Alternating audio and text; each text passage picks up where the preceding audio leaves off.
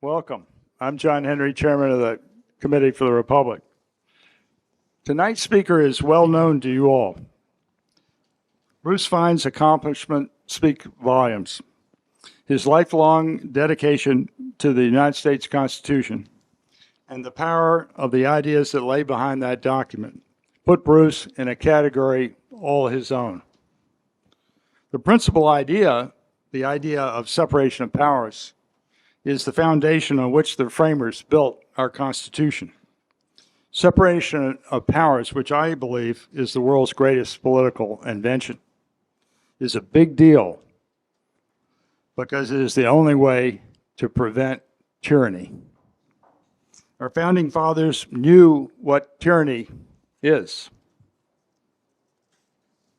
They were oppressed by the British Empire, and they wanted to make damn sure that Americans would never lose their liberty. Now, the first 10 presidents honored the Constitution, and our beloved American Republic flourished. Sadly, in the 1840s, our republic began to metamorphosize. It's a very difficult word, but captures exactly this metamorphosis, went into an empire. We began to undermine the rule of law as Congress turned a blind eye to, Bruce will tell us tonight, 169 impeachable offenses. Over 37 presidents, empowering the strong to do what they will and the weak to accept what they must. As Congress repeatedly failed to use its impeachment power, the president accumulated extra constitutional power. Make no mistake, the greatest crisis in American history is this breakdown of separation of powers. Our Vice Chairman, Bruce Fein, has a unique standing to speak about our Constitution's separation of powers. That is why I asked Bruce to compile a full list of presidential offenses over the last 180 years. Bruce, tonight, is going to help us understand how Congress, leaving these offenses unpunished, leads back to the law of the jungle. If not now, when? If not us, who? Now, even though Bruce looks like he just graduated from college, Bruce has spent, and we've counted this up, 550,000 hours. And Bruce, I think, what's that, over 50 years, right? Yeah. There's a lot of unbillable hours there. Of his life devoted to reading, writing, and speaking on tonight's subject. Bruce is the living embodiment of James Madison, and we're lucky to have him here tonight. Bruce, it's all yours. Come up here.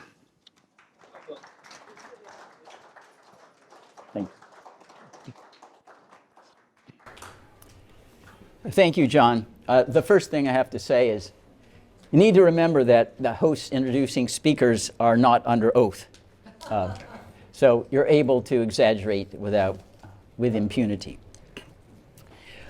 Let me begin with thundering words from Patrick Henry, one of John's ancestors. Caesar had his Brutus, Charles I had his Cromwell, and George III should remember those and learn by those examples. That was the spirit, if you will, of the American Revolution. No executive authority with unchecked power. And it was that understanding that led to the impeachment clauses of the United States Constitution. On July 20th, Benjamin Franklin explained that impeachment was necessary to substitute for tyrannicide. It was a legalized, civilized approach to rid the country of a steward of our liberties who was no longer trustworthy. It was not intended to be a criminal standard. It was intended to be a relatively low, an undemanding standard because the consequence for the occupant of the office was not being sent to Siberia, is not to be guillotined, is simply losing your job. That was it. And because the presidency and the rule of law is so important, we can't take risks or chances with anyone who creates a clear and present danger to our constitutional dispensation. So at the Constitutional Convention, they understood they needed to define what was an impeachable offense. It couldn't be Humpty Dumpty, a word means whatever I want it to mean. Indeed, it couldn't mean what Gerald Ford, when he was the House Speaker or House Minority Leader, said it meant when he was trying to get William O. Douglas impeached from the Supreme Court. Oh, an impeachable offense is whatever a majority of Congress wants it to mean at any time and place. No, that is a formula for lawlessness. The reason why they wrote high crimes and misdemeanors because they intended to be a limitation on what Congress could do. It wasn't open-ended, but George Mason, a delegate to the convention, explained any attempt to subvert the Constitution was impeachable. Attempt means it was intended to be prophylactic. You don't wait until somebody has destroyed the Constitution, has taken a match to it before you respond.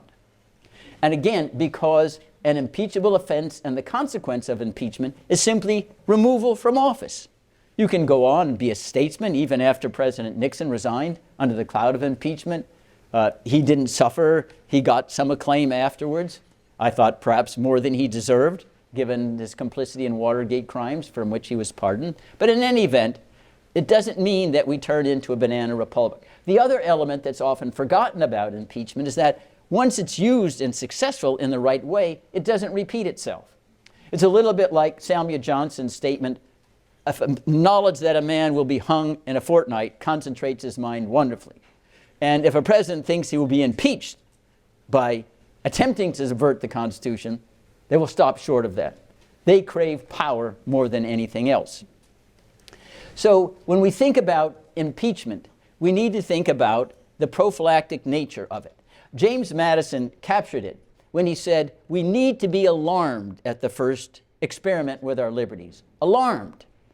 And we should never forget that we don't want to go down the slippery slope by permitting one constitutional violation to pass with impunity, because at that point, he explained, there isn't any stopping point.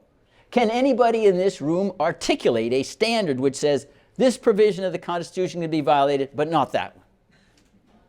You can't. Everyone can come up with their own decision as to which clause they would like to flout with impunity.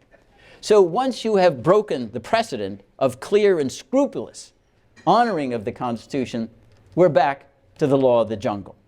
Unfortunately, I believe that is where we have come today, that the impeachable offenses are so frequent and they're encouraged by the Congress of the United States, willingly accepted a role as the invertebrate branch. They want to be a decoration, like the Roman Senate under the emperors, whose sole task was to see how fast they could deify the emperor to make them get to heaven faster than their predecessors. And that is where the Congress is today. And Congress is not going to change its stripes unless we, the people, are the last guardrail against constitutional lawlessness. It was, at least during the Watergate scandal, that the American people showed a capability of forcing Congress to do the right thing. I was there at the time of the Saturday Night Massacre when Archibald Cox was fired. The next day, 50,000 telegrams, not emails, telegrams, they had to pay for at that time, were into Congress. You need to start impeachment proceedings. And they did. And it took a while. And the American people were engaged. They weren't watching TikTok or worrying about Fruit Loops. They were worried about the Constitution, the Fourth Amendment, due process, the obligation of the president to faithfully execute the laws. I remember in Washington, D.C., everybody was watching the hearings. John Dean, John Ehrlichman, H.R. Haldeman, everyone. Alex Butterfield, and remember the White House tapes? Clerks were watching. Everyone, because they understood the importance of the issues at stake. Unfortunately, that public civic sense of responsibility has largely evaporated over the last 50 years. Things that are outrageous today, far worse than anything Nixon did. People just shrug their shoulders. They don't understand we're sleepwalking off of a cliff. People say, well, it hasn't happened tomorrow. It's not going to happen. Everybody's being too alarmist, right? That reminds me of Pastor Niemöller. You know, he was there. He was imprisoned under Nazi Germany. First, they came for the socialists, and I was not a socialist. So I said nothing. Then they came for the Jews, and I was not a Jew, and I said nothing. Then they came for the trade unionists. I wasn't a trade unionist, so I said nothing. Then they came for me, and there was no one left to speak for me. That's where we are today. We have crowned a president with so much power that he exercises and asserts the right, based upon secret evidence, to assassinate anybody in the world claiming you're an imminent national security threat. A teenage son of Anwar al-Awlaki, he succumbed to that extraordinary power of assassination. Even if it's used carefully, isn't that frightening?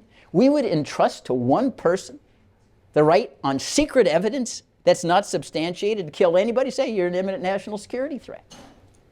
That's the most blatant example of an impeachable offense that would cause the framers to have that president removed in 5 seconds. I remember I was really stunned. July 23rd, 2019. Donald Trump, president. Then I have the right to do, under Article 2, anything I want as president. I said, really? He's become a monarch? Where's that transformation occurred?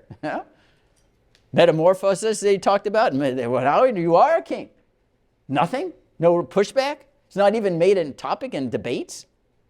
Truly astounding. And then we have President Biden. He said in 2007, when he was in the Senate running for the Democratic nomination for the president, on hardball, Chris Matthews, he said, Chris, I've been chairman of the Foreign Relations Committee and Judiciary Committee. I know the Constitution's separation of powers. If George W. Bush attacks Iran without a congressional declaration, I will lead the charge to impeach him, get him out of office, a clear and flagrant impeachable offense. Now let's take Joe Biden president. He's not in the Senate anymore. Oh, I can attack Russia if it invades any NATO member on my own. I can attack China if it attacks Taiwan on my own. I don't need to get Congress involved. And of course, he sat silent when Barack Obama invaded Libya without any argument that this was self-defense. Nothing. Well, what happened, Joe? He said, it's not that I love the Constitution less, but I love power more. Quoting from Brutus, from Julius Caesar, if you know your Shakespearean literature. So that's where we are. It's us. I can guarantee you, working with Congress every day, they're not going to do it unless they get a huge amount of lobbying from people like us. Writing, speaking, letters, telegraphs, emails, phone calls. You have to do your job. I mean, it's really amazing that now the high water mark of congressional opposition to presidential lawlessness is a letter that reads something like this, and I've read many of them. Dear Mr. President, you are violating X, Y, and Z, the War Power Clause, the prohibitions upon providing military assistance to countries engaged in human rights violations. Please, could you please consider following the law? I said, really? I'd say, well, why don't you introduce a bill, an impeachment article, or cutting off the funds? That's what the power of the purse is for. That's how we ended the Vietnam War, with the power of the purse. Oh, we can't do that. That would be controversial. Let's just stick with a letter. Really? That's how much Congress has diminished itself. But we've let them diminish themselves because they don't pay any price. These are the people we send back over and over and over again. I think that if you could make the Constitution the prime subject and topic of a single congressional race and make it clear that American people are behind the Constitution more than partisanship, you would convert 200 others because they're herd instinct up in Congress. Okay, now we have to pay attention because that's going to happen to us too if we don't pay attention to the Constitution. But the problem, at least at present, that we confront is, well, Bruce, it's not practical. How are you going to get people to be concerned about the Constitution when, TikTok has 170 million followers and everybody wants to hear Taylor Swift and who wants to talk about the Constitution? It's so boring. No sex, no violence, no entertainment, no fun, right? We understand that. We understand that here. But in some sense, that's why the committee exists, right? Even if it's not practical, if it's the right thing to do, we do it. We try. And if we fail, So what?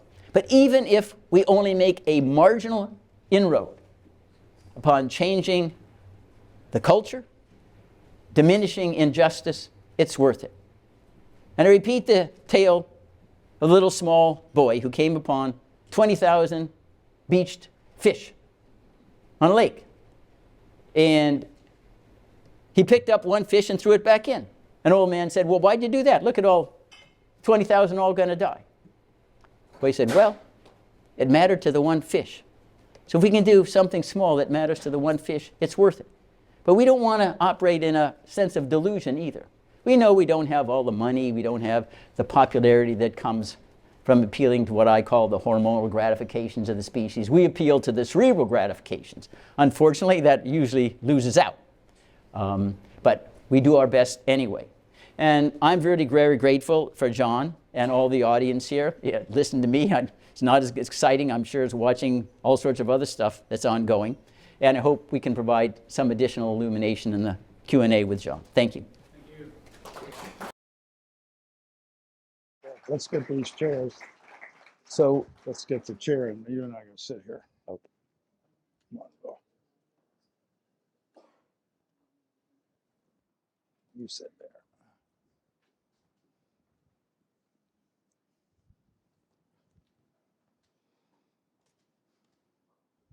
So is this working? Oh, good. So Bruce, when I asked you to compile the list of impeachable offenses, I had no idea how many it would be, and I think we came up with was it 169? Mm-hmm. So we can't go through all 169, but the first 10 presidents, as we said, follow the Constitution, and then you may want to say something about that, and then why don't we go through this quickly, but we could go by subject matter. I mean, what foreign policy overseas is going to be the largest category. Yeah, because not exclusive. Because the lawlessness began to climb when we decided to become an empire rather than a republic. But I think the audience might be helped by pausing on the very first impeachable offense. Senator President James K. Polk, we had understood that treaties to acquire our next foreign countries were required under Article 4 of the Constitution. That's how we acquired Louisiana, acquired Florida. They were treaties. So when Polk was elected, there's a big issue about annexing Texas. It had huge ramifications for the slave state, and probably knows better than I from her history. Yeah, okay. Texas history. Yeah, okay. You have to take Anne grew up in Texas, and you have to take Texas history. Okay. But I don't know if they taught you this. Anyway, so Polk first, he says, okay, well, he had Jefferson, Madison, they all had treaties. So he went to the Senate, tried to get, remember that for a treaty, you need a 2/3 vote for ratification. He couldn't get the treaty by 2/3 vote. They said, we're not doing it. So he said, okay, well, I'll just make the annexation by a statute, clearly evading the treaty clause. So he got the House and the Senate by simple majorities to evade the treaty clause, and Texas was annexed. It probably contributed enormously to the Civil War. But that was clear evasion of the Constitution. He tried to get the Senate to ratify. He couldn't. Okay, well, just change the procedural rules of the game. Really? No, you have to go back and argue a better case to the Senate. And it's not, I think, an accident. At this 45, witnessed the rise of what I call the beginning of the crack in our culture that celebrated separation of powers, manifest destiny, which is a totally intellectually vacuous concept. Manifest to who? Is it in the sky? Where do you read it? Is it in the Constitution? So it was really an excuse to become first a continental empire, and just that led the way to the Mexican-American War. And then it branched out after the Spanish-American War into a global empire.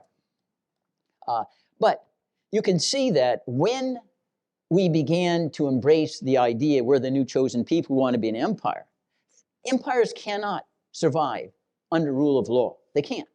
So once you have the idea that you can be an empire, well, what do you mean? You think Napoleon, was limited by any laws, or Alexander the Great? None of these people are. If we're going to be an empire, the president's got to be able to do whatever he wants to do. And so we soon end up with the illegal, unconstitutional Mexican-American War, the year after the first breach in the Constitution.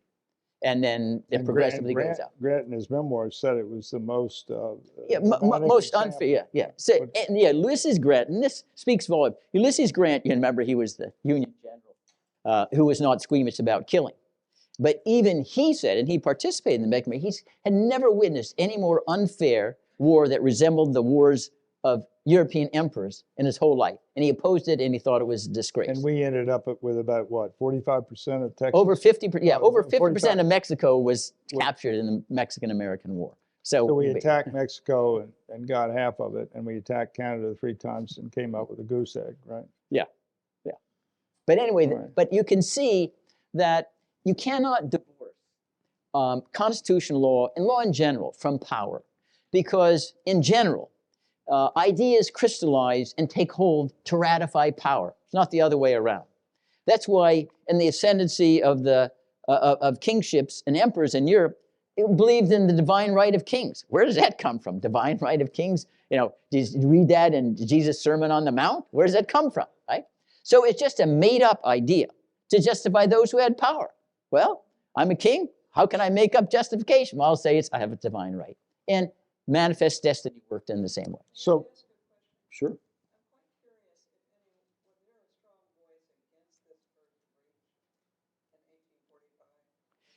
There was some resistance in the Senate, but it didn't have much power to it. The Senate said, well, we really think that if you get House approval, you really should come back to us and get another try at the treaty. But then what happened was the Mexican-American War kind of diverted attention, which came very shortly after the annexation. So politically, it became a marginal issue. But there was some resistance because the Senate saw, wait, we're giving our power away. But the attraction of Texas, and remember, it was Southern Democrats who were arguing for the Mexican-American War, said, well, we don't want to create a problem now because that's how we're going to get new slave states. So the next state that was unconstitutionally brought into the Union was what? And the next president? Texas. After Texas, we have Hawaii coming in under McKinley, yeah. right? Well, yeah, so McKinley was the one. McKinley took the empire from the continent worldwide. And so he also followed the Polk model and annexed Hawaii, not by treaty, but by simple statute.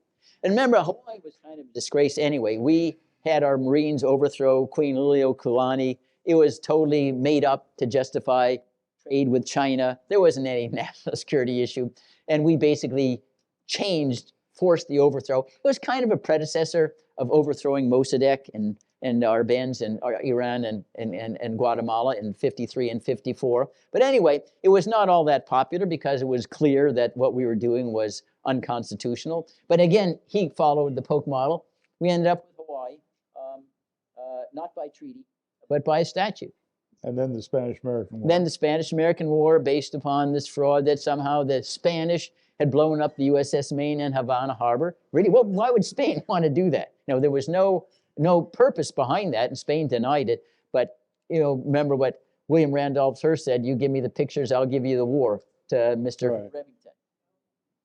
So we have. Let me go beyond that, because I think the Spanish-American War indicates the way that lawlessness feeds on itself. Because the declaration of war was to liberate Cuba. That was under oppression, and we had the first concentration camps. But that's not where we ended up fighting what? The Philippines? Guam? Puerto Rico? What did that have to do with Cuba? Nothing at all. And when Congress voted for the war, they thought this was a war to emancipate Cuba. Some property interests were there, and Americans were there. That's beyond mission creep. Yeah, way beyond mission creep. It's like we have now the 2001 AUMF that's been utilized first against Afghanistan. Now it justifies going into Syria, Somalia, Libya, Vanuatu, any other place in the world, So, and those are clearly unconstitutional overreaches for anything that plausibly could be attributed to Congress. So when we took the Spanish on, it was there were Democrats who on both sides of the issue, and there were Republicans on both sides, but we had a majority of Republicans and Democrats for going to war against Spain based on a false theory. Yes. So just to jump ahead here, so you know, John, I apologize for interjecting, and I don't want to do this, but I cannot understate how contagious lawlessness is. Because once we got into the Spanish-American War illegally, then we committed all sorts of war crimes in the Philippines. We were shooting anybody who was more than 10 years old. We were doing waterboarding at that time. Just horrendous stuff. You know, what does it matter? You know, once you fall into the realm of lawlessness, there isn't any stopping point. There's no articulation to say, well, why you can't do this? And we did horrible things to the Philippines. Just think how absurd it meant to the Filipinos to say, well, you fought to liberate us, to give us self-determination. Now we want our own country, and you say we can't have it. You know, you're going to conquer us, which is what we did. Aguinaldo, that's why we had 3 years of war in the Philippines. Had nothing to do with Spain or Cuba. It was just because we wanted now at that point to become a global empire, and that was one of the first steps. So what I was saying is that the Spanish-American War gave us kind of coming attractions, right? That the score of this 169, I think that when we go through the list, we'll come out with the Democrats with 83 impeachable offenses under Democratic presidents, and the Republicans top the Democrats by 4, so 87. But it was pretty much split the fairway. So it's been a joint venture between the Democratic and Republican Party to subvert the U.S. Constitution. So one way to do this, Bruce, and we go back and go through the chronology, but just the coming attractions here. We ranked them by, just not Democrat, Republican, but we ranked them by the highest number, the most impeachable offenses. Yeah. So is it okay to give them a preview? Yeah, well, obviously, yeah, I mean. Okay, so Nixon and Biden, so that the trend is accelerated. It's accelerating. But Nixon and Biden you have down for 16 each. Mm-hmm. The next is 15, both Trump and Bush, 43. 43. 43. Is that Bush W? Yeah. Yeah, W, which we started the committee with the illegal war against Iraq, where we attacked a country that didn't attack us. Obama comes in third with 14. Bush, 41, right? Comes in with 13. Woodrow Wilson, who I think is the worst president in American history, hands down.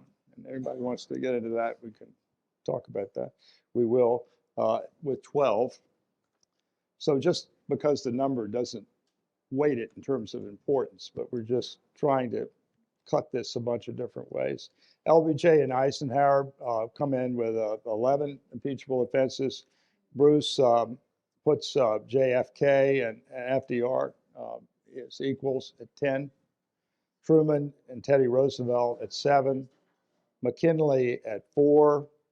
Reagan with 3. And Polk with 2.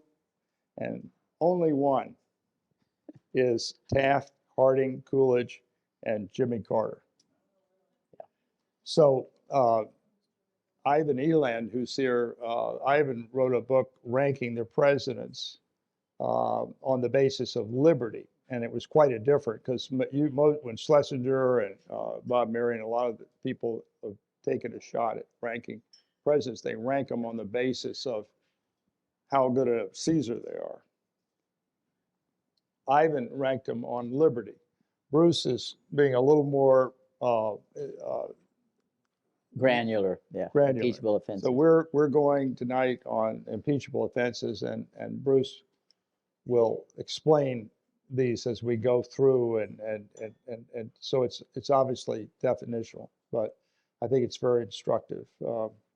So where are we, Bruce? We finished with Polk and McKinley, and we're on to Teddy Roosevelt. Yeah.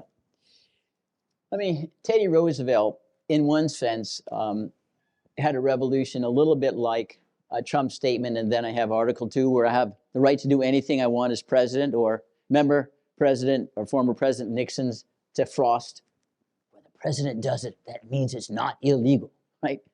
He found that wasn't quite true in Watergate. But Teddy Roosevelt came up with this counter-constitutional theory that the president could do anything he wanted unless there was an express prohibition in Article 2. Which, of course, turns the whole Constitution on its head, which is a constitution of limited government powers. Unless the authority is given, it's withheld. And he maintained that position in part when he traipsed into Panama. Now, you remember how we got the Panama Canal. We fomented an insurrection by Panama to secede from Colombia. Then we negotiated with ourselves to have the Panama Canal Treaty. All flagrantly illegal. And Teddy Roosevelt's Attorney General, Philander Knox, when he was asked by Roosevelt, was what he did illegal? He said, "Oh, Mr. President, don't let such a grand accomplishment be tainted by any semblance of legality." Right? That's his Attorney General. Now, maybe that's a precedent that will be used pretty soon at Department of Justice. So Teddy Roosevelt also, he also sponsored the war crimes in the Philippines. He went into Cuba again because under his theory that the United States had a divine mission to make sure all of the Western Hemisphere was governed in ways that helped American prosperity. And so he could go anywhere he wanted, which he thought was important to promote the economic wealth of the United States or American citizens. So he's pretty bad, but He was the worst at that point. yeah, by far, and especially because it's so dangerous. And Woodrow Wilson, when he came after Teddy Roosevelt, and Taft really didn't buy into everything. Only one. Taft only got one. Yeah, because he just went into Cuba because there was some disruption there. But Taft was very modest, I guess, as a president. But he presided in the Philippines as governor and tolerated all sorts of horrible things. Right? Yeah. Nicaragua. Okay, then we got Woodrow Wilson, which I think is the worst president in American history. But what do you think? Well, you got him down for 12. Yeah, well, Woodrow Wilson was very bad. I don't know whether he's the worst or the worst, but intellectually, he was on a par with Teddy Roosevelt and kind of destroying the whole idea of what a constitution was about. He's somebody who really disdained James Madison, who was really the brainchild of the Constitution. He said, well, separation of powers is bad because really, really smart people ought not to be hindered in bringing divine justice and heaven to you. You can't hamper them. Who wants to prevent, Napoleon from bringing great paradise to France? That's bad. So he denounced really separation of powers. He thought the president and his smart people should rule everything. And of course, the smart people at that time with which he surrounded himself were all in favor of what do you call it? Genetic engineering, to make sure that you would make sure that only the smart people reproduced.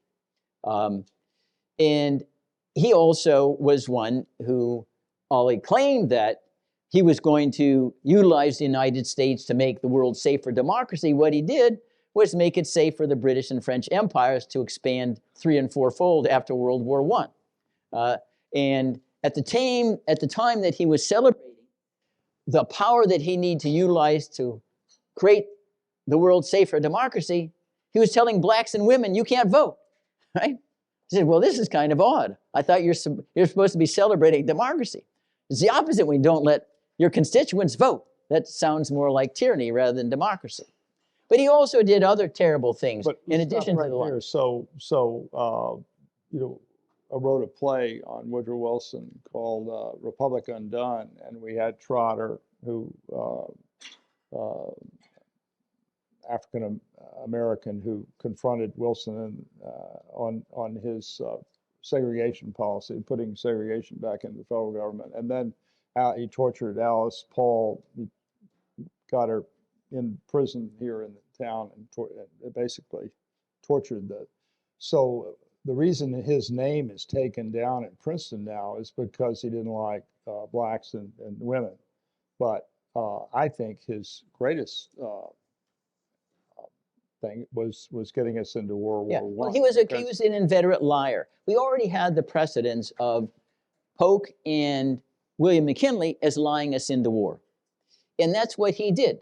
On the Lusitania, He lied when he denied that there were munitions on the Lusitania, which was sunk, and many Americans died. And of course, the Germans put that in all the major newspapers. Do not get on this ship. Yeah. It's carrying and Canadian munitions. So anyway, at I think the most dramatic illustration for me was the Smithsonian had a thing on the 100th anniversary. It was back in, we went to the Versailles Treaty in 219. This would have been it was in the 214 when the World War One. August 14th? Yeah, and 14th. it was in that 17, we went in April 1917, but they had this big exhibit at the Smithsonian. And I went up there and I said, who put this exhibit together?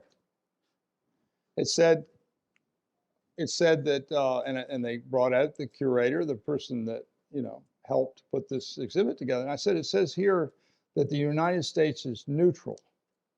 Yes.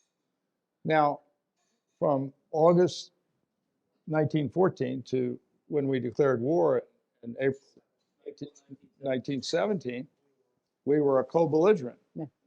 He unilaterally took us from a state of peace to a state of co-belligerency. And he said we tore up the West and planted it to the Dust Bowl. They planted it to wheat to feed the French and the English, and we were selling them massive amounts of munitions. So And giving Wall them Street loans got too. rich, Giving them loans too. and then huge loans through J.P. Morgan, so through the New York banking interest. So we were not neutral, and so that was the lie, and that's an impeachable offense. Yeah, of course it is. Well, if you want to depart from neutrality, you need to get Congress to establish that we're in a war power. And the other thing that is interesting is I have read the 20,000 pages in the Nuremberg trials.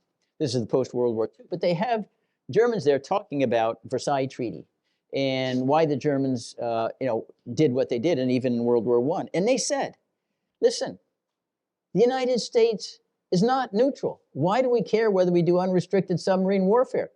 We're fighting them anyway. I mean, so the Germans understood we weren't neutral. That's why they said, okay, it doesn't matter what Wilson says about submarine warfare because we can't do any worse. There's no downside to it. Yeah, the British were putting a blockade on and starving the German population and reduced their caloric intake in half, the population from 2,000 or 1,000 or whatever the caloric intake at that time was. And so the submarine warfare was a reaction to the blockade. Yeah, of course it was. And the other thing that's this, and when Wilson tried to explain to Congress why we were already at a state of war because of the submarine attacks, those who had perished in the attacks were largely the billionaires who were traveling on Queen Elizabeth or these palatial carnival cruises or whatever, and they were entering waters where the Germans told them in advance, "You're going to be sunk if you enter these," because the British tried to claim that they controlled all the oceans. And the numbers were very, very modest. The numbers that were typically inflated, a little bit like Bush's weapons of mass destruction in Iraq. Again, it's misleading Congress in order to encourage them to declare war, which is what he got. Again, after he ran in 1916 against Charles Evan Hughes saying he kept us out of war. That was his mantra to get elected. First thing he does when he gets elected, he gets us into war. Over there. Yeah. So then we had the revulsion against the First World War, us entering, was so strong that Republicans came in with Harding and then Coolidge and had a run on the return to normalcy. And you only have Harding and Coolidge down for one. Coolidge is my favorite Republican president. He only went into Nicaragua once, Cesar Sandino, who came back to haunt us in modern times with the Sandinistas or whatever. But I do think it's worth to pause for a second to show how, again, the war power, it breeds lawlessness. Because after we're into World War I, Woodrow Wilson imprisoned literally thousands of peaceful protests who were criticizing the war. Criticizing, among other things, Wilson taking us to fight the Bolshevik Revolution without any authorization from Congress.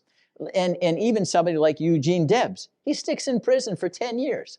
He also developed the first, what I call, propaganda machine. You remember, you may be old enough to remember the selling of the Pentagon. CBS put on this program to show how the Pentagon's trying to brainwash the American people to support Vietnam and everything else. But he had the Committee for Public Information. George Creel was his director. And he was there to try to brainwash the American people.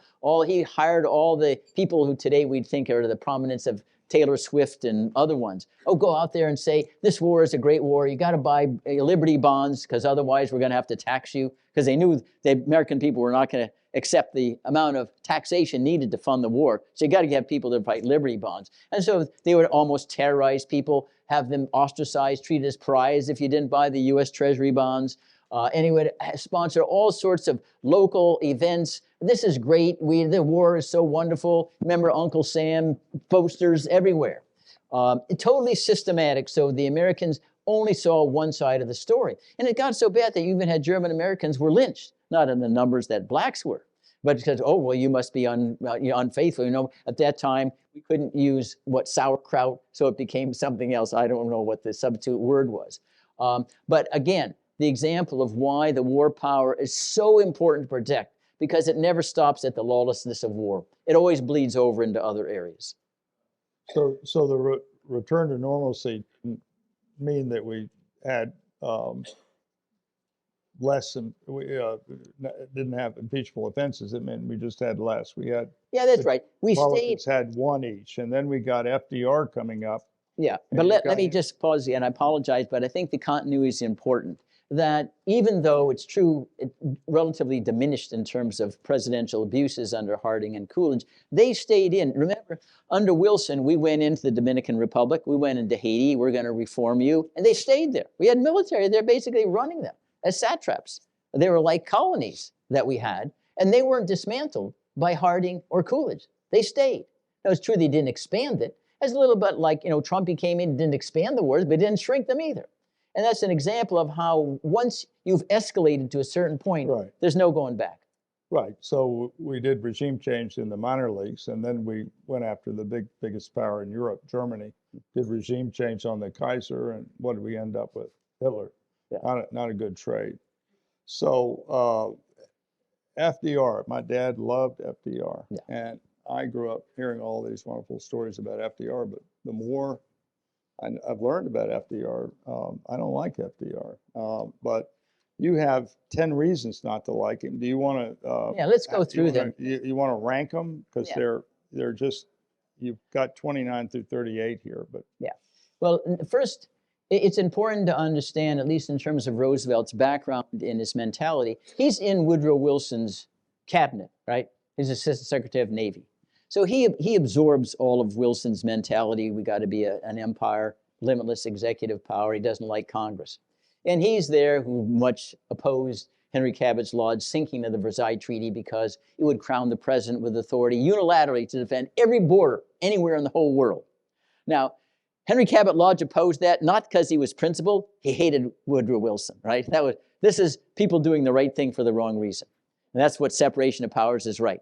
Don't depend upon him doing the right thing for the right reason, but if you can get him to do the right thing for the wrong reason, that's your greatest confidence level.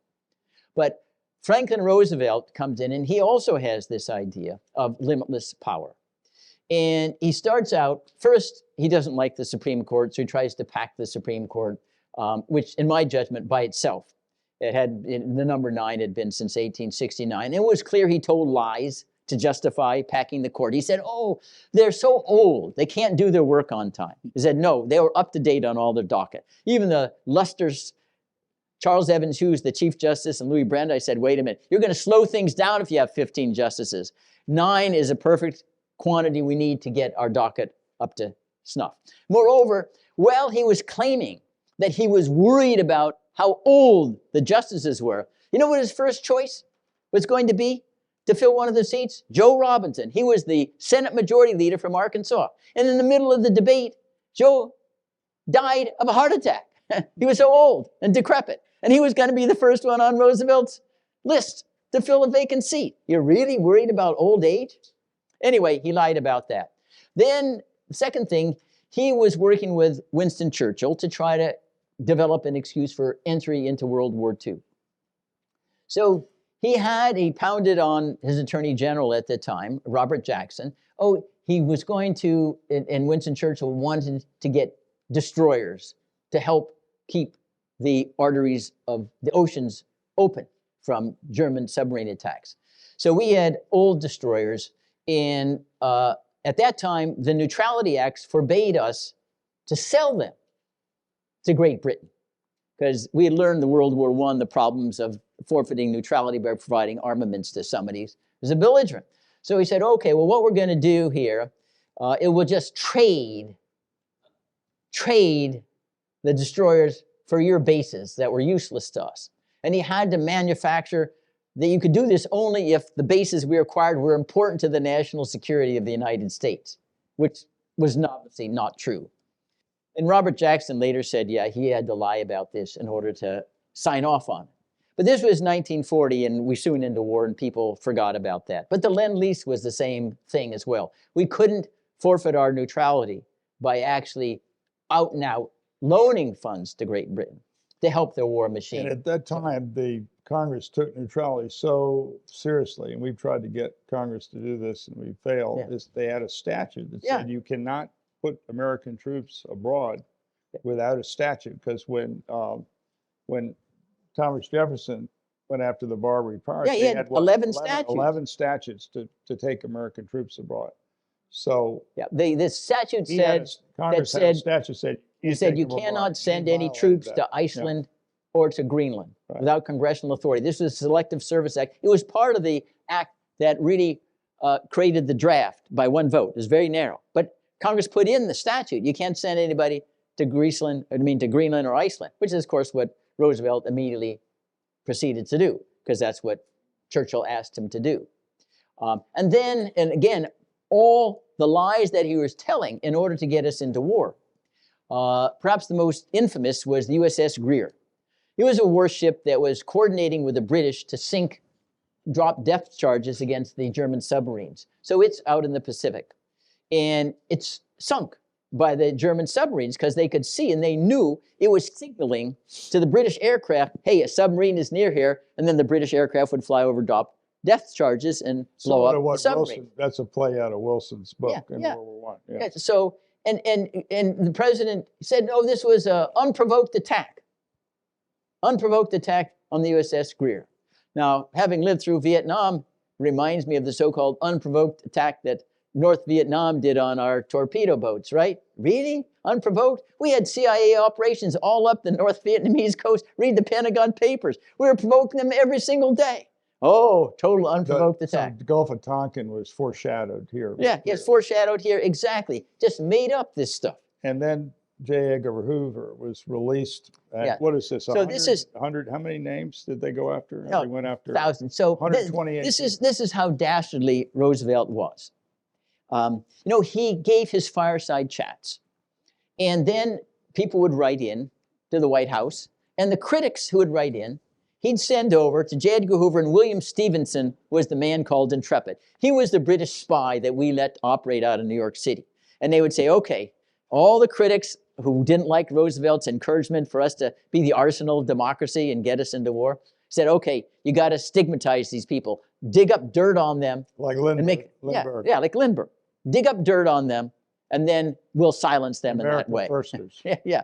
This is the reward for exercising your First Amendment right to petition for redress of grievances. Kingman Brewster at Yale. Yeah, same one. All of this happened. So the British intelligence was feeding information to FDR, and he was turning around and handing it to Hoover and all of his then surveil American citizens. So a foreign power is directing this. I mean, again, you're understating also the evil. Roosevelt also was the first one who said that we don't need search warrants in order to bug American citizens if we claim they're part of the Bund or they're a national security threat.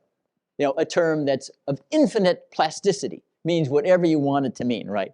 A national security threat. And so that's how he started the program, which ultimately found expression in what Ed Snowden disclosed of all of us, but even before then, COINTELPRO. Okay, we just bug anybody we want. We turn into a surveillance state. And that was begun under Roosevelt. And so the way we got the National Gallery was Roosevelt went after Mellon, Yeah, right? Andy- He sicked the IRS. He had on Andrew Mellon. Yeah. right, and then Andrew Mellon bought his way out with the National Gallery, right? Yeah. That's basically what happened. That's it. That is the first, I think, So there's- manipulation of the Internal Revenue Service for political purposes was Roosevelt. Now, Nixon took it to a new level. Nixon, he Yeah. foreshadowed Nixon. Yeah, sentiment that's, list. Nixon picked up on that. And then, of course, we gave the Defender of Liberty Award.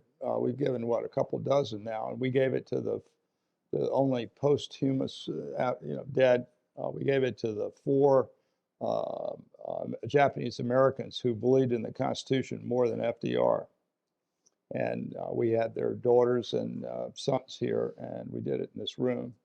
And he destroyed $3 billion worth of the net worth and incarcerated 120,000 Japanese and took their dogs away from them.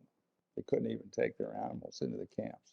It was unbelievable. And so there's a Right across from my memorial, offices. There's a across memorial from your right across office. my office at 300 New They've got- Jersey. they've They got- list all the 10 they've concentration got camp statues, centers. so they got memorial columns there, standing things for each of these camps. Yeah, but let me add a little bit color to what John said, because it gives you a sense of how, what I believe dastardly He Roosevelt did that was. by executive order. Yeah. Well, Congress enacted a statute that made it a crime, but he did it by executive order initially. But this is what Roosevelt did. He first sends out a general, John DeWitt, to the West Coast. Because remember, the West Coast historically had been very anti-Asian, anti-Japanese. Goes back to the Yellow Peril and all that around time in 1900s. And so John DeWitt goes out. He's supposed to investigate whether there's potential for espionage or sabotage by the Japanese Americans in 3 states, Oregon, Washington, and California. At those times, you would call them battleground states. He looks, he finds nothing, 0 evidence of any wrongdoing. And remember, this is over a 3-month period. It's now February. Pearl Harbor was December, right? And he writes a report that says, well, there is no evidence of espionage or sabotage, and that is a frightful indication that treason is afoot, because they have the same bloodlines as Emperor Hirohito, and there's no way they can disentangle them. I mean, if you want to take, this is the Queen of Hearts in Alice in Wonderland, that they, for not confessing the Jack of, what is it, Jack? I forget which card it was. He didn't confess that he wrote the letter, so he must be guilty because he didn't put his name on the incriminating letter. But anyway, he goes back and he tells this lie as to why Roosevelt has to issue the order. It doesn't stop there though, because after the case then comes to the Supreme Court, and Roosevelt and the Attorney General at the time, again, Harvard graduates, shows that they have no ethics that they inculcate at Harvard. Francis Biddle. You're a graduate of Harvard Law School. Yeah, I can tell you they do no ethics training there whatsoever. Bruce has standing to make this Yeah, point. I'm standing, I know what they do there. And You're not, ethics you're is not jealous not it. because you didn't get admitted. No. You got exposed to Okay. all the horrors. But anyway, I think this is important. How this raises, it gets to the U.S. Supreme Court, and the administration lies to the court. It says the reason why we have to do these concentration camps is because we don't have enough time to do an individualized assessment. And the language they used was, to the Occidental eye, all Japs look alike. So we can't actually run and try to trace them and talk about racism. But that wasn't true. J. Edgar Hoover, in fact, J. Edgar Hoover said, this is stupid. We can do individualized assessments. And he actually opposed the concentration Bruce, camps. we've got to Okay. we've got to be ecumenical in our treatment of these. No, but I think it's important that these are understood more than FDR just was abstraction. really, You got to understand the motivations behind this, because that's what underscores now how we- evil we- these things are. Gore Vidal called FDR Caesar, and he called Augustus, and he called Truman Tiberius. Yeah. So Tiberius is down for 7. Yeah. And that was the Truman. Truman, Right. yeah. So we have, So let's go through Truman's Yeah. 7. Well, first, he's the one that begins the loyalty oath, that he wanted to screen everybody out of the federal government who didn't have loyalty, that they passed some background test that said they never had a uncle or a second cousin or an aunt who thought that the Communist Party wasn't the devil. They ran some of the best people, the China hands. Yeah, ran, totally out. Cleaned the State Department out. Yeah. So he had the loyalty board. Again, there's no due process or whatever. You just get some anonymous critic who says you do something bad, you're excluded. And then Truman goes in. The second, I think, impeachable offense of Truman is that then he continues to authorize all these security, spying and warrantless wiretaps based upon these vague statements of, well, foreign security is at stake. You don't need to do any warrants. Then we come to the Korean War, where he says it's a police action. I don't need congressional statute. A police action? The 3 million Chinese fighting in the war. We're at the verge of nuclear war at Yalu. A police action? So it's an utterly absurd statement to make. And he didn't go to Congress and ask for any authority whatsoever. He's also the one, although... So that was the first big violation of the, going from a state of peace to a state of co-belligerency, but straight to belligerency. Yeah, to belligerency. Without a declaration. And then the ones that are unheralded, and we actually had a session here, Hiroshima and Nagasaki, by any standard, the worst war crimes ever. He was told by people like Eisenhower, you don't need to do this. And Leahy. And Admiral Leahy, that we are going to win. We don't need to have any land invasion whatsoever. We had cut off the army that was in Manchuria. They couldn't even get to mainland Japan. Defender of Liberty word to Gar Alperitz, who basically broke this with amazing scholarship. Yeah. And I had a lot of criticism for people right of center saying, why are we giving this to a communist? I said, I don't care what he is. He basically he told the truth. He told the truth, and so just like we got criticism from the left of center when we gave Ron Paul a Defender of Liberty. Yeah, and it's important again on that issue that it was known that and some of the information came out late because you get classified information that has typically a 50-year lifespan, and so Gar got some of the information late. But it's very, very obvious that the reason why we dropped the bombs had nothing to do with ending the war in Japan. We were worried that the Yalta agreements that told the Soviet Union was supposed to hold free elections in Central and Eastern Europe were going to be violated because in Poland we already were running into headwinds. So Jimmy Burns, the racist Secretary of State from South Carolina, said, we need to send the Soviet Union a message. When he first heard about Alamogordo and the successful testing of the atomic bomb, he said, okay, now we can control the whole world. Let's send the Soviets a message. And that's why we dropped the bombs. It didn't work anyway. The Soviets stayed in Eastern Central Europe, and we ended up having a Everybody Cold probably War. saw that. That was the purpose. Prometheus, American Prometheus, Yeah. right? You saw that movie. It's a beautiful movie, and the guy that wrote it, it's in Ann's Literary Society, and he basically in there. For me, the key when the movie is when they strip him of his national security thing, that he went in thinking, I'll do this bomb to win World War II, and then he realized, oh my God, they're not going to use it, and then the movie makes it very dramatic. It's not necessarily accurate, but it was he basically he thought he was a citizen of a republic, and he found out Oppenheimer became a subject of an empire. That's what the movie. Yeah, I mean, and to complement that, Albert Einstein, who first raised the issue of quantum mechanics and developing a bomb, he said, if I knew now what I saw would happen later, I never would have supported the Manhattan Project. Bruce, you've got the Seven Sisters here, and I was boiled in oil when I got out of Harvard College. The only job I wanted was to work for Fulbright, and I was on this national multinational subcommittee, and I was boiled in oil and did the Seven Sisters. And we found out that George McGee, who I became friends with, his daughter lives here, and his two daughters live in Washington, that George went to the National Security Council in 1949 and said, the goal was basically to keep Russia out of the Middle East and push the British aside. and get in the driver's seat. And the way to do that, you needed money. So the biggest taxpayers in America were Exxon, SoCal, Mobil, Texaco, and Gulf.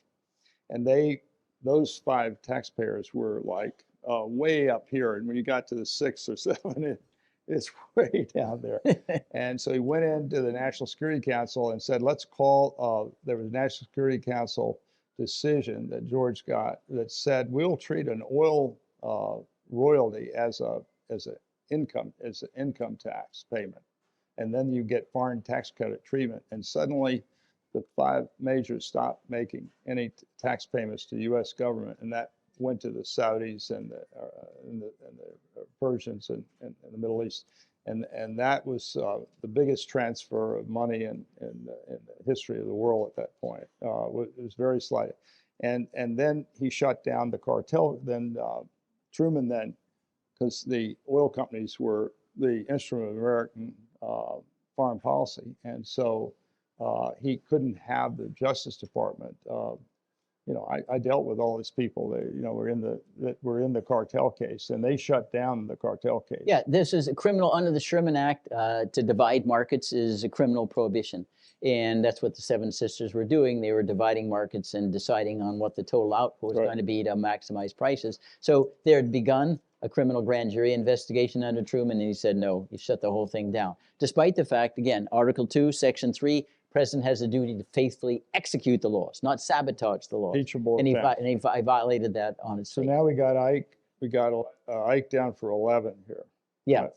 We're going to have to go faster because. Okay, well, I mean, if we want to, let me mention the ones that are really less known. I mean, Eisenhower was there at the time, when NATO was created. And you may recall at that time, although we said this is all an organization of Democrats, Portugal at the time, they had the Azores Islands. That was critical. It was ruled by a tyrant. We said, okay, Portugal can join. But we didn't let Franco and Spain join at the time because Franco was kind of half friends with Hitler during World War II. So he couldn't get in.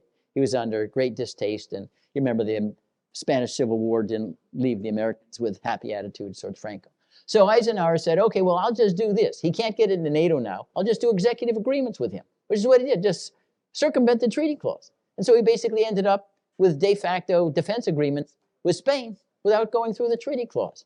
Then he takes our troops into Lebanon because he thinks there's some disturbance in Lebanon. And he does regime change in Iran and in Guatemala. Yeah, the Mossadegh and Indonesia. And he tries in Indonesia. He doesn't succeed until later it happens under Kennedy and Johnson. But he was rogue. I mean, this idea that, we had all this peace under Eisenhower. No way. And even before, Kennedy comes in, it's Eisenhower that sets the stage to try to poison Patrice Lumumba in the Congo. For 10.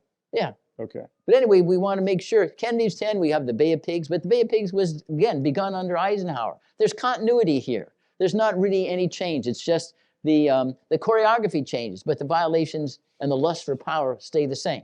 So we have the Kennedy comes in, he tries to overthrow Castro over the Bay of Pigs. It's all secret and covert. He has a covert war in Laos. He continues all the illegal spying, including on Martin Luther King, without any warrants. And he's instructed Henry Cabot Lodge to give the green light to. He had the assassination of Diem in Vietnam. This idea that he was going to remove troops and get out of Vietnam, it's nonsense. He was a cold warrior from beginning to end. And he ran on the missile, the missile gap, with the bomber exist. gap, were totally invented threats, to try to frighten the people. You've got Lyndon Johnson down for one more, 11. The numbers are picking up now as we're going. So, Johnson picked up, the lies about the Vietnam War that he continued Operation Rolling Thunder. You probably all remember 1964 campaign, Peace Canada's Lyndon Johnson. Remember the little girl with the mushroom cloud and the daisies or whatever? At the time that he had those ads, he's planning Operation Rolling Thunder to go bomb the heck out of everything in Vietnam, which he does proceed to do. At the time he's saying that he's the peace candidate, he's already got plans to stick 500,000 troops in Vietnam. Lies and lies and lies. The military were asking for 3/4 of them. Yeah. So the deception was enormous. And he continued all the illegal spying that had begun years, really as far back as Roosevelt. And then he has the audacity, Abe Fortas was his friend because he was able to pull out of the fire a Senate victory when he was running in Texas.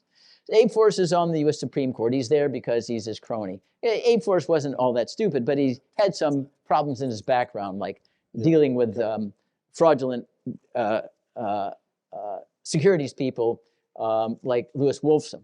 Anyway, Johnson invites Fortas, into the White House to talk about civil disturbances, Vietnam War, what he ought to do. He said he's going to be sitting on the cases. You can't sit, it would be like the President of the United States, whether it's Trump or Biden, calling the Supreme Court, why don't you come here and why don't we talk about these issues? It might get to you, whether, insurrection, whether we can go to war here or there. And he's totally unembarrassed by this. We've got Nixon now at 16. Yeah. He's topping the list here. Yeah. With. Well, Nixon is the one that you cut your teeth on. Right? Yeah.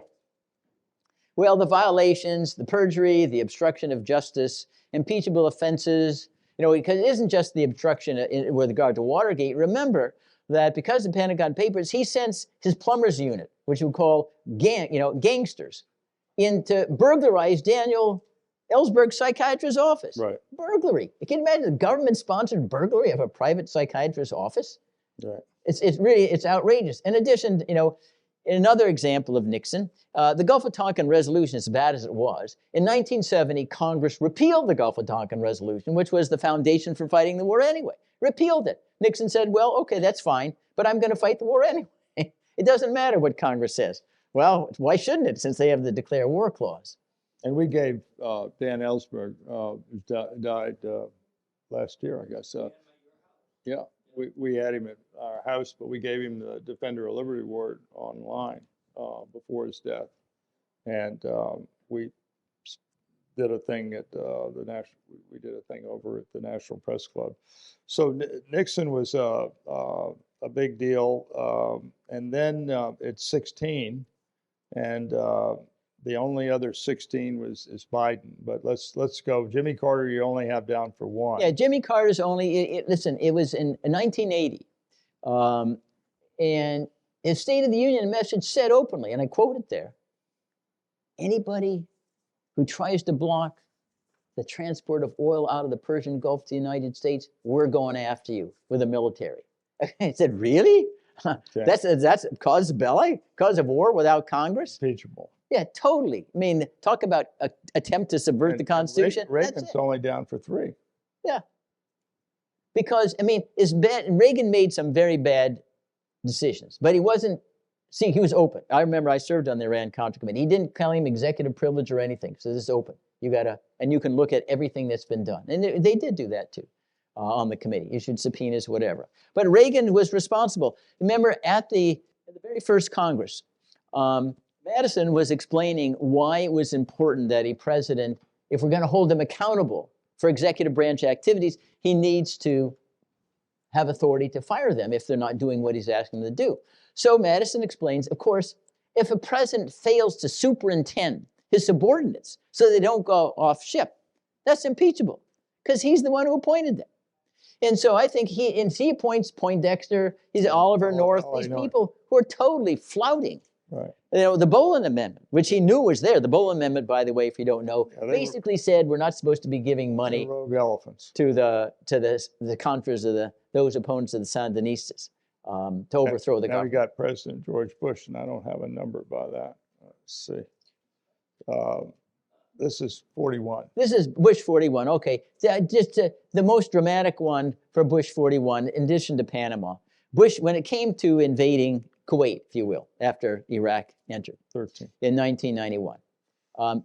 Bush 41 said, I didn't have to go to any old geezer, and he used the word geezer in Congress to get authority to throw Saddam Hussein out of Kuwait.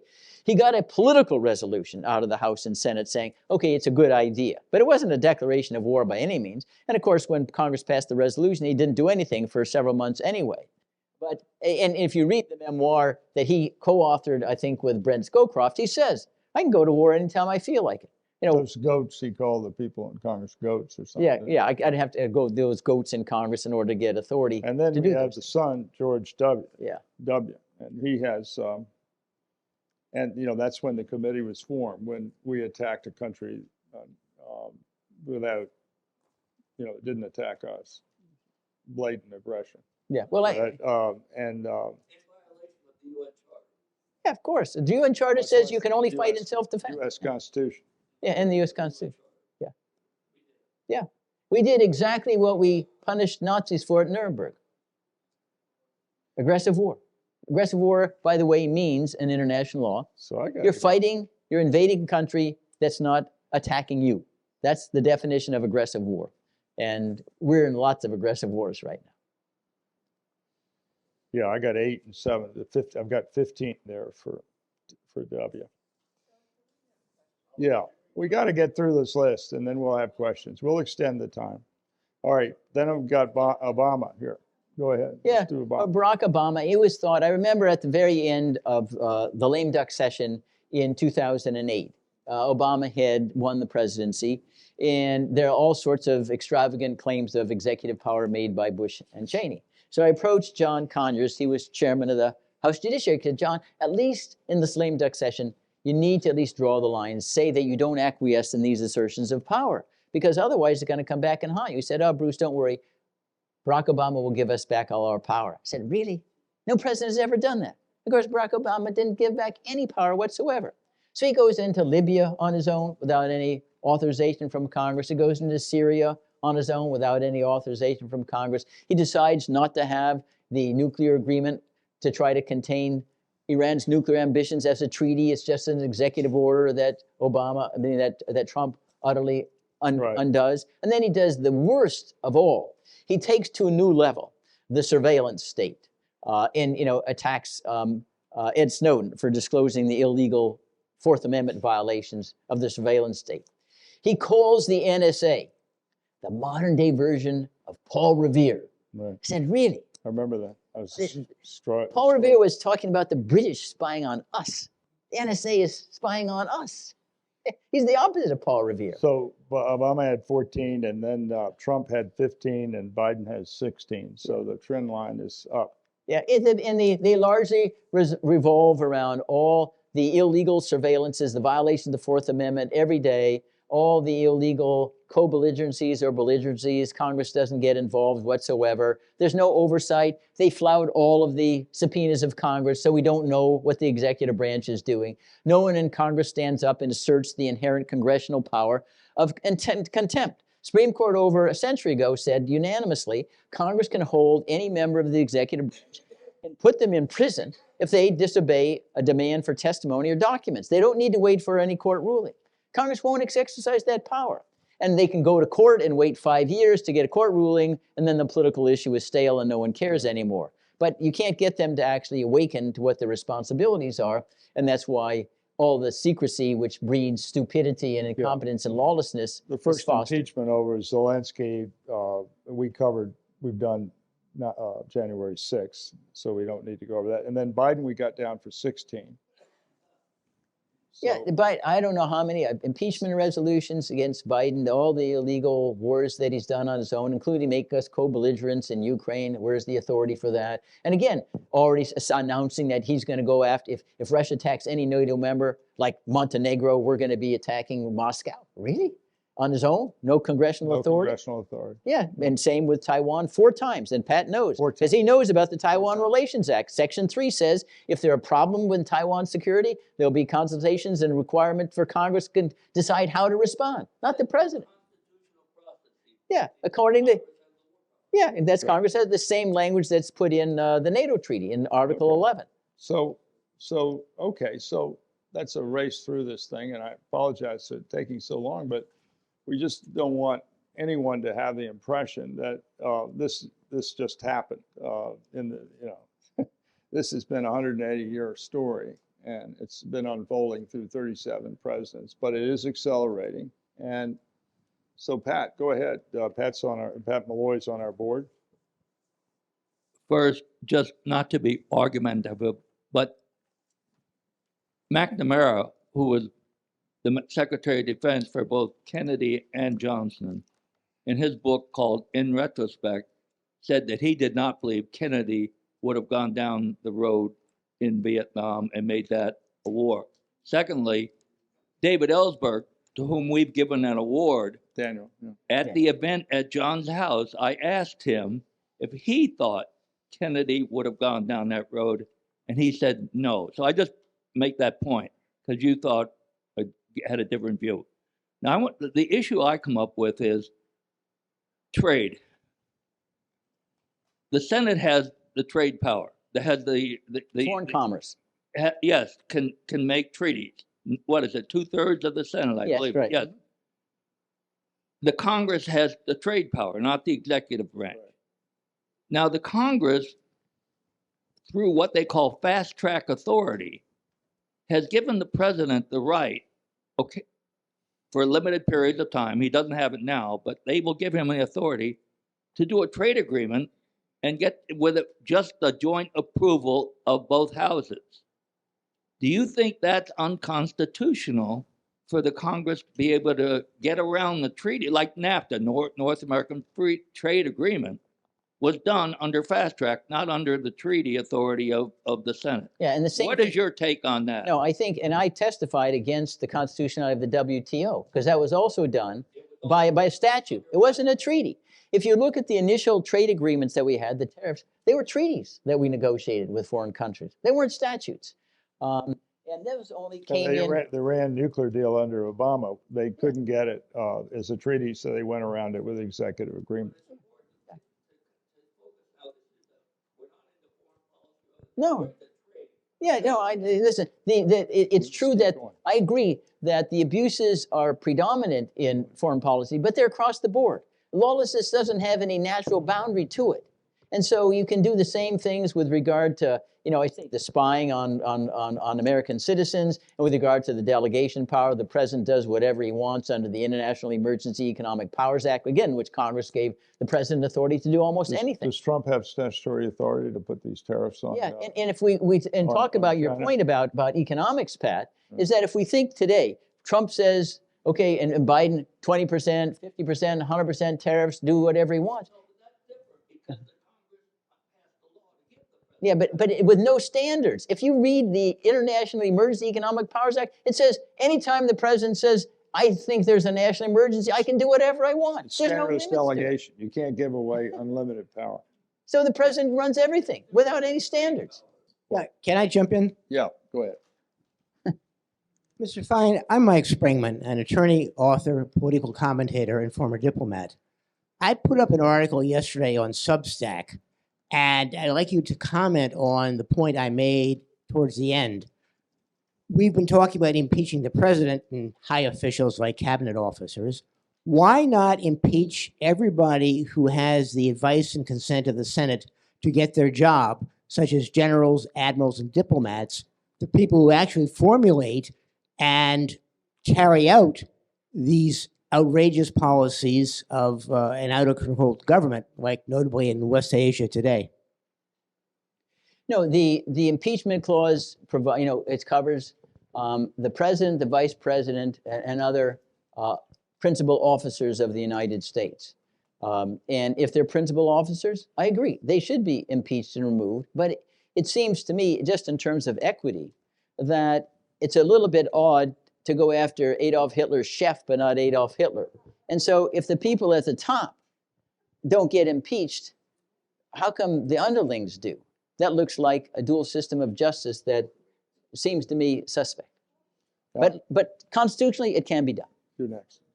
Ivan Elan is on our board with the Independent Institute. Yeah, Bruce, I agree with the vast majority of what you're saying, probably 99% of it, and the trend is increasing. But I'm going to quibble the Great Washington tradition. I'm going to just ask you about the 1%. The first 10 presidents, I think you might be, well, I guess John said that, the first 10 presidents, you might be giving them an excessive pass. But it may be that we just argue about what's an impeachable offense, but I won't drone on here, but GW, George Washington, unilateral neutrality proclamation, and the sprouting of the executive privilege, although it didn't, say that that's what it was. He refused to provide information to Congress on the Indian treaties and the Jay Treaty. John Adams enforced obviously unconstitutional Alien and Sedition Acts against dissent. Even Jefferson knew that the Louisiana Purchase was unconstitutional, but didn't do anything about it. Also, the Chesapeake Affair and the Barbary Pirates incidents weren't that clear. You could argue with those. Madison, is it okay to justify a war on the basis of impressment and the orders in council which restricted trade when the first thing you do is invade Canada? The Monroe Doctrine, why is it impeachable for Carter to get the Carter Doctrine, but Monroe not to do the Monroe Doctrine? J.Q. Adams, unconstitutional internal improvements. Andrew Jackson and Van Buren, the mass ethnic cleansing of Native Americans and violation of the treaties with Native Americans. And, I won't go on. I'm just saying, I think there was a lot of... So I can't remember, Bruce, that there was this professor, what was his name at Columbia, taught French history. We visited him in his castle north of Rodez. He said that the problem, when you teach in the Ivy League and you get up and say X happened on this date, there'll be some really smart kid in the room that's going to raise his hand and tell you that there was something earlier. So, Ivan, you're No, but I need...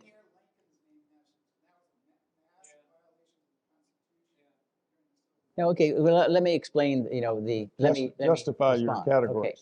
First of all, with regard to the Neutrality Proclamation, Washington did get the Neutrality Act. It's still present today by Congress, because he understood that he can't make a crime. At that time, the jurisprudence was really undeveloped till 1812.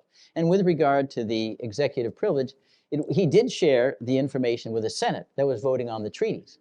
But his argument was the House doesn't have a role in treaties, so you shouldn't have these documents. But he did share the documents with the Senate. Now, with regard to Adams, yeah, he did sign the Alien Sedition, but it's passed by Congress, right? And they expired in 2 years. He never used the Alien Act whatsoever. And there are a handful of cases under the Sedition Act, and the courts at that time did not strike it down as unconstitutional. We today would say it's unconstitutional, but the prevailing doctrine was, hey, it passed muster.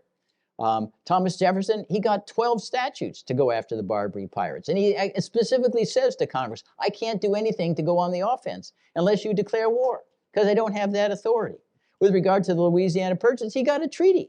He said, okay, how can a treaty be unconstitutional? The Senate of the United States enacted the treaty, ratified the treaty, and it was served as a precedent, served afterwards as how we acquire land.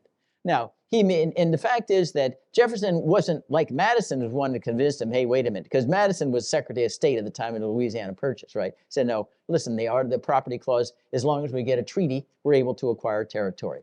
Now, with regard to the Monroe Doctrine, the difference between Monroe Doctrine and Jimmy Carter is James Monroe didn't say, if anybody comes over there, I'm going to war on my own, which Jimmy Carter did say about the Persian Gulf. Even though you could say it was misconceived, James Monroe never suggested that whatsoever.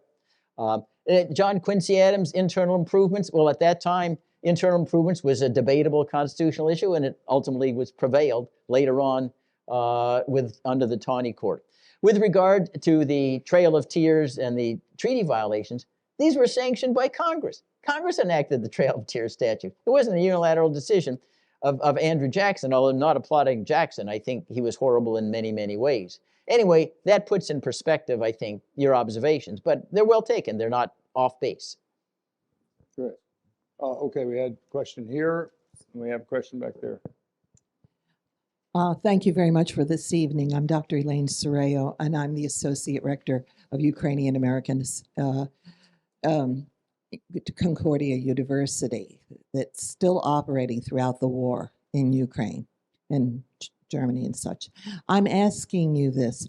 Where does this bring us to today? We have this long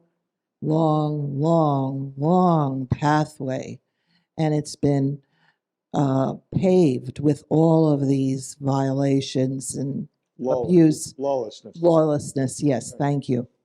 I would like to know, right now, as we're about to enter a new administration which has already told the American people that they're going to do exactly what they please, how they please to do it, without any other recourse.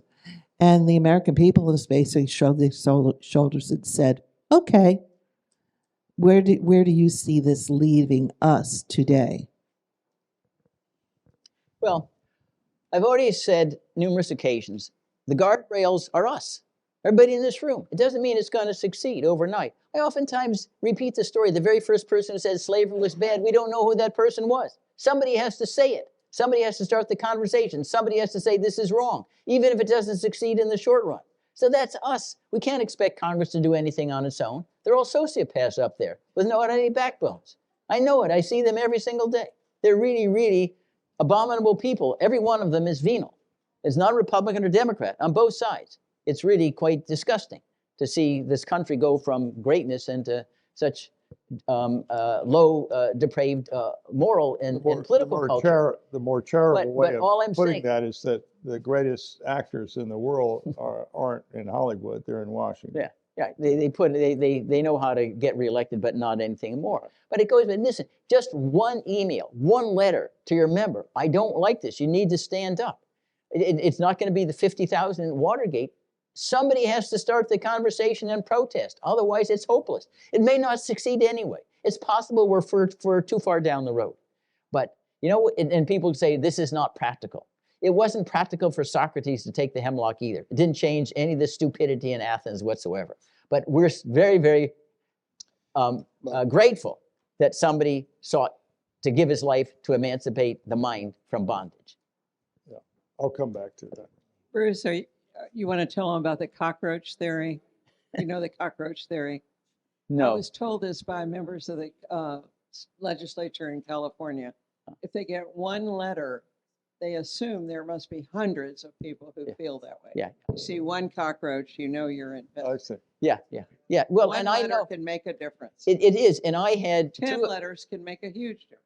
two of my sons interned in congressional offices, and they did, and exactly as you said, they were given instructions. Anybody who writes into a letter, you need to write back that same day and make sure they get special treatment because it shows that they're engaged. It has that. Now, I don't know whether perhaps they just press AI responses, you know? It's another bane of AI.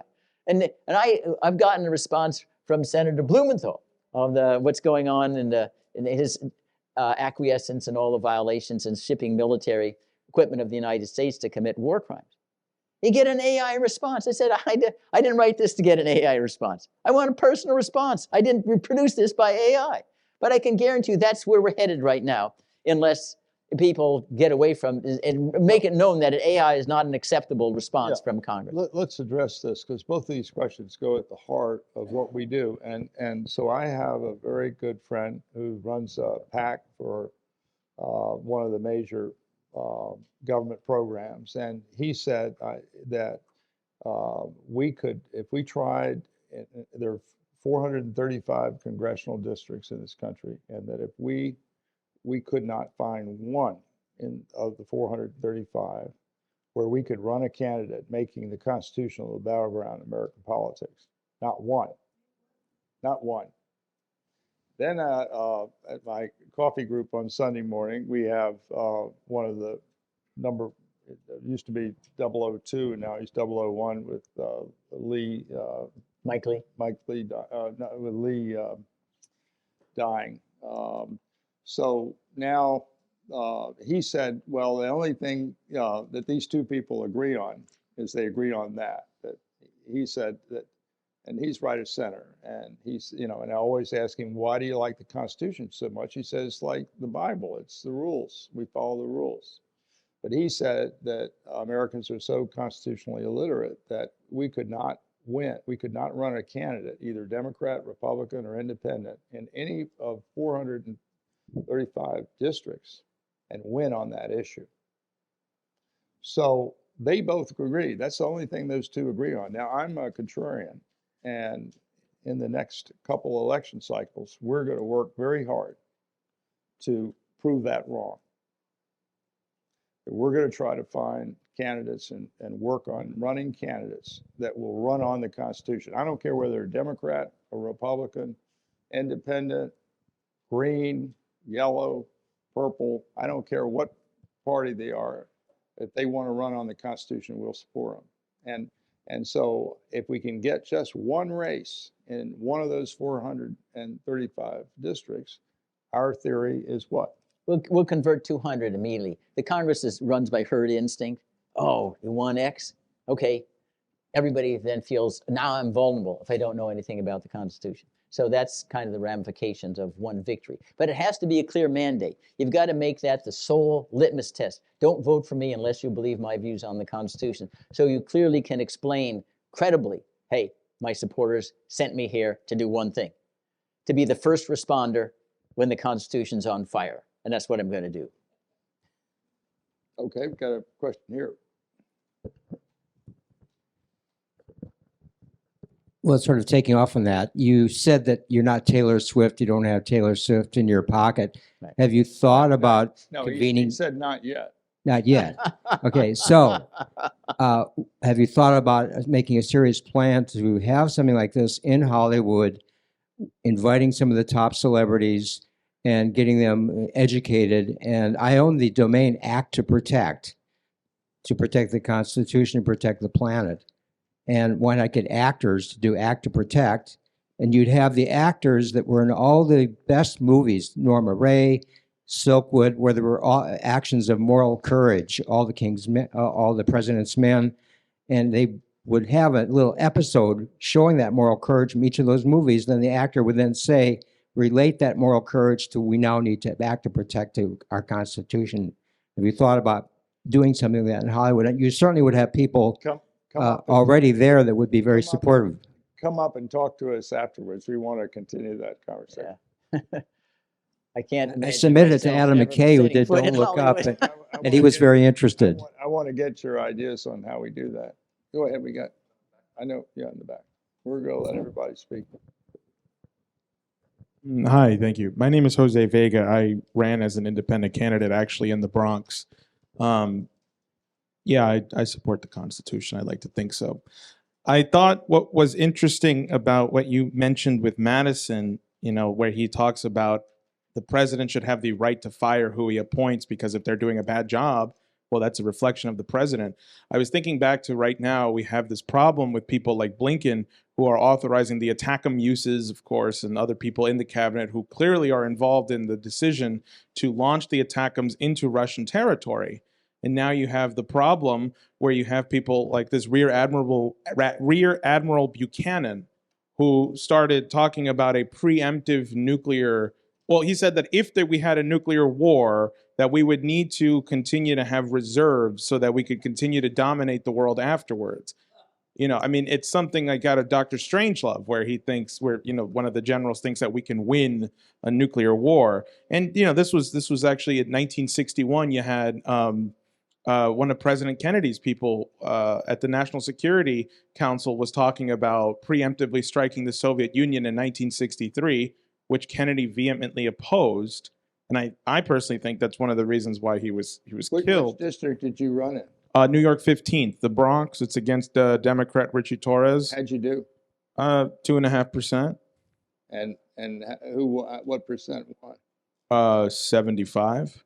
There was a Democrat, a Republican, and me. And you ran as what? Independent. Okay. Yes. To be fair, I was 25. I'm 26 now. Yeah. So Okay. I don't know if that makes a difference. We want to talk to you. No, but Okay. let me respond. The proper way to deal with that, again, is to awaken Congress from their deep stupefaction or slumber. Congress, that's the perfect case where Congress should impeach that person because you're a threat to the Constitution. Only we can authorize war, not you. You're out of office. However, Congress doesn't awaken from its slumber and lets the executive branch trample them. But that's the way the Constitution was envisioned to deal with that issue. Good. Any more questions? We got a question right here. Carol James. Right there. Carol, good to see you tonight. Hi, thank you. recently, there's been some activity with President Biden authorizing publication of the Equal Rights Amendment and adding that. So would that be a cause that people would rally around with respect to the Constitution? No, I mean, I think some background needs to be added. The question was that at present, President Biden is urged to have the National Archives declare the Equal Rights Amendment, which was passed by the House and Senate and ratified by states, not the 2/3, 3/4 required, with a 7-year time limitation, which Congress wanted to make sure that the consensus to amend the Constitution was reasonably contemporary. Now, Congress isn't required to have time limits. The 27th Amendment that says you can't change congressional pay, the same time, the year that you were elected, was ratified 200 years later. But Congress has authority to put in a time limit if they want to. It rationally furthers the purpose of making sure that the national consensus that justifies the change in the Constitution is reasonably contemporaneous. So I think all of the scholarly view and the Justice Department view, including Biden's Justice Department, has said, listen, you didn't get the 3/4 of the state legislatures. They got 32, and I think they needed 34, 35. You didn't get them to ratify it on time. They were acting in reliance on the idea that there was a 7-year period. If it wasn't hit the 3/4 state legislative mark, you'd have to go back to square one. And that's been the generally accepted view for many years. And I think that if the ERA is to be amended, you need to go back and pass the amendment again in the House and the Senate. It may or may not pass with a time limit, but that's the choice of Congress. And that seems to me entirely rational for Congress to say, we don't want to have an amendment out there for 200 years, and it may not reflect the American sentiment at the time it's ratified. Any more questions? We got one right there. Hi, everybody. Well, a lot of perspective from lawyers, and I keep hearing, everybody's a bad person, they all bad people. I'm an economist. So there are very few really bad people, but they're bad incentives. So when you're saying they all do the bad things and then believe that you're going to bring somebody new who's going to start to do the right thing, there's a logical problem there. If they are doing the bad things, must that everybody is subject to the same bad incentives so that they all do the bad things. And if you don't fix the incentive structure, you're probably not going to be very successful. That's just my opinion. Can you restate Yeah, that? I think this is a wonderful question. Let him restate that and see if you agree with his restatement of what you said, because I want to make sure that he answers what you say. Yeah, the gist of the statement What did he is, say? with which I agree, is that if you change personalities but don't change the decision-making process, you're not going to change anything. This entire committee is about nothing but that. We're all about, we got to change the process to make sure that the Congress does its job and has to make the decision rather than the executive branch. That you're not going to change the executive branch, whether it's Biden or Trump or Obama or Bush or Clinton, without changing the adherence to separation of powers.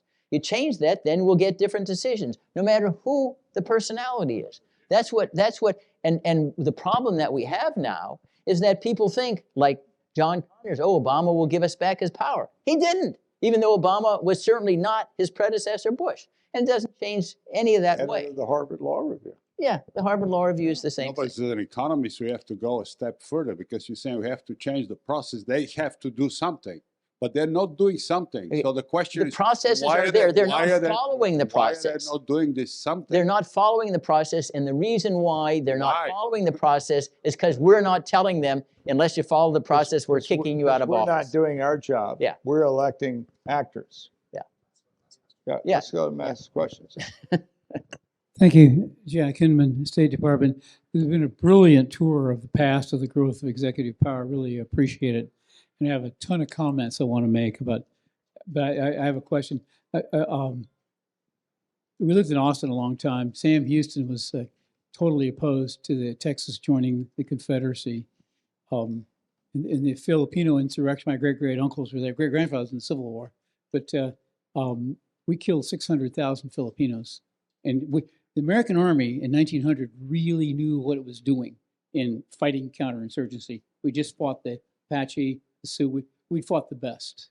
And we also lived in Spain. And the first time we got to España, Francisco Franco was El Hombre. el Supremo, el Código de España, por gracia de Dios. But the question, those are all conversations I'd love to have with you. The question I have is, I have always thought, or often thought, that the part of the power of the sort of executive imperial presidency is also the power of the national security state.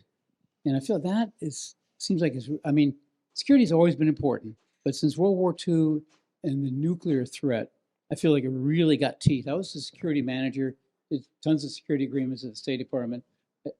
I think that before, a security breach meant you lost a ship, you lost some agents, you lost some guys, you know. But after 1945, 48, a security breach might mean nuclear incineration. And I wonder if that is do you think that's part of what gave the presidency and the sort of national security state so much power? The so much teeth. the acceleration? Is that your question? Well, it just made it so much more deadly. So worldwide deadly. Like security thinking, I don't want to rattle on here. Security thinking is not like other thinking.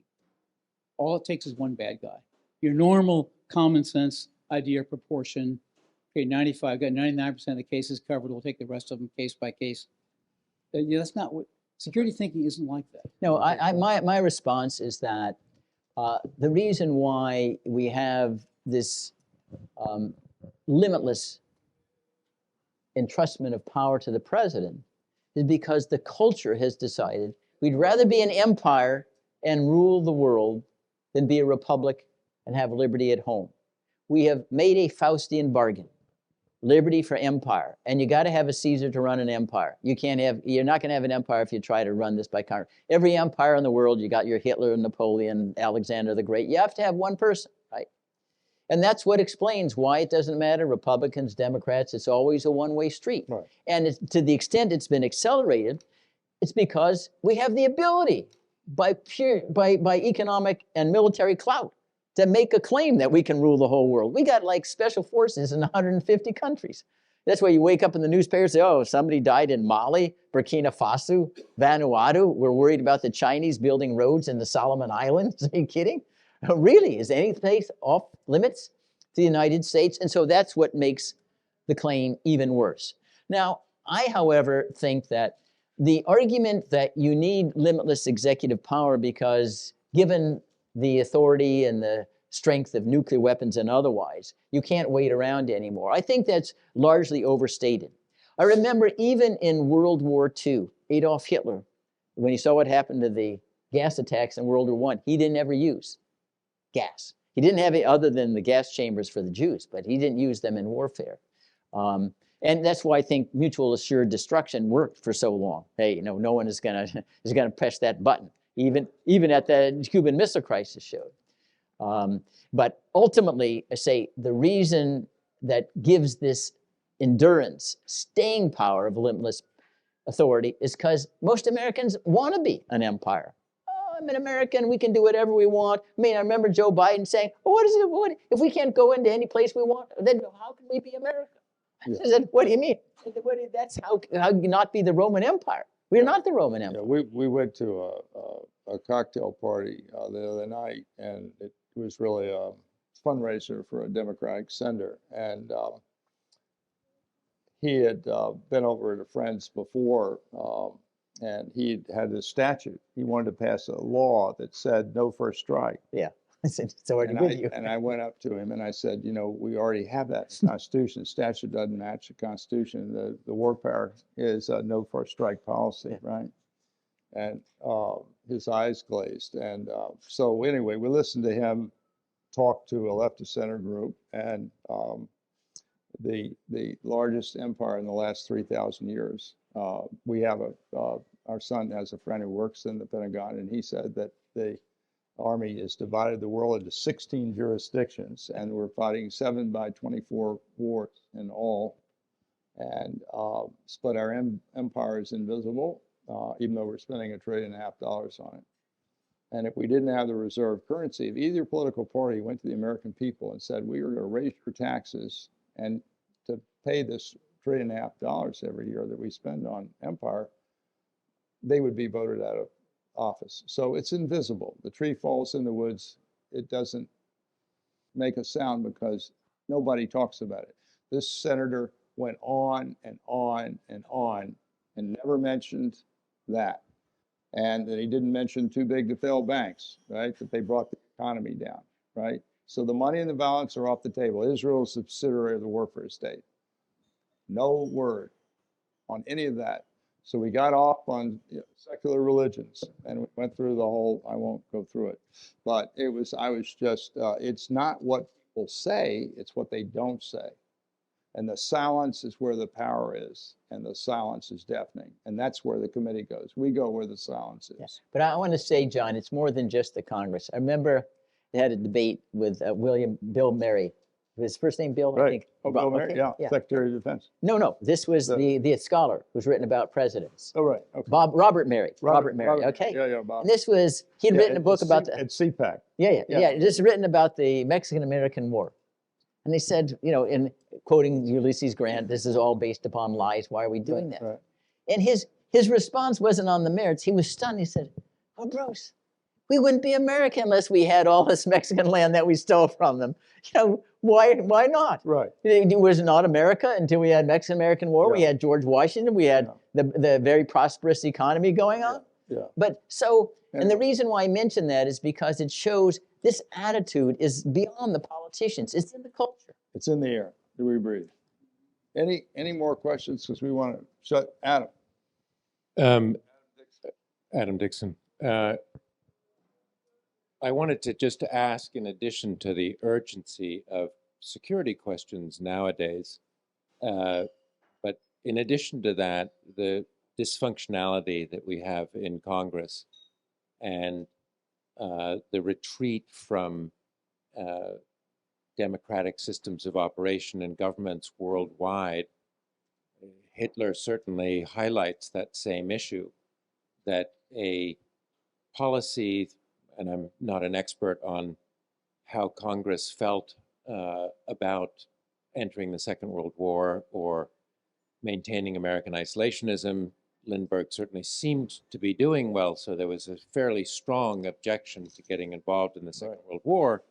But very strong. Personally, I would not have said that the Nazis should have been allowed to continue, and that the evolution of an imperial presidency was the lesser of two evils, as far as if the choice is either we concede to Nazi Germany or the president oversteps the bounds of his authority because Congress is unable to do that, then we chose the lesser evil by acting against the Nazis. And by the same token, with the deep dysfunctionality, which is based on, to my mind, a highly undemocratic culture in the electorate that has chosen this president.